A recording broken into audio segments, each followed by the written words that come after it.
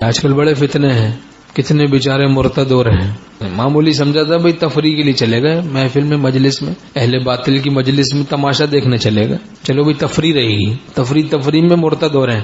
تفریح میں شادی بیاہ میں چلے گئے، تفریح رہے گی، وہاں جناب اللہ گلا ہو رہا ہے، مکس گیدرنگ ہے، آنکھ لڑ گئی، دل لگ گیا، عشق ہو گیا. بعد میں پتا چلا وہ تو کافر ہے. کہنے کہ کوئی بات نہیں، چلو کافر ہے تو ہم بھی کافر، نعوذ باللہ. تو اس طرح سے یہ تباہ ہو رہے ہیں لوگ، کوئی بڑے فتنے ہیں. شاعر کہتا ہے ایسی ضد کا کیا ٹھکانہ، اپنا مذہب چھوڑ کر میں ہوا کافر تو وہ کافر مسلمان ہو گیا. تو بہرحال بہت فتنے ہیں. ایک گھر لے لیتا ہے کوئی گمراہ کن ایجنسیوں میں سے، کوئی پتہ چلا کتنے قصے ہو رہے ہیں، 10 گھر مرتد ہو گئے قریب کے.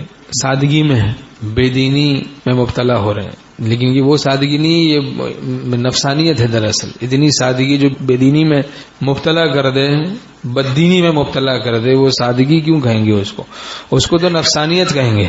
نفسانیت عنوانات کے پھندوں میں پھنسا رکھا ہے ہم لوگوں کو شیطان نے. کہیں پردے کی تعلیم کی جائے، کہتے ہیں بھائی اتنی سختی نہیں ہے، اتنا نہیں ہوتا.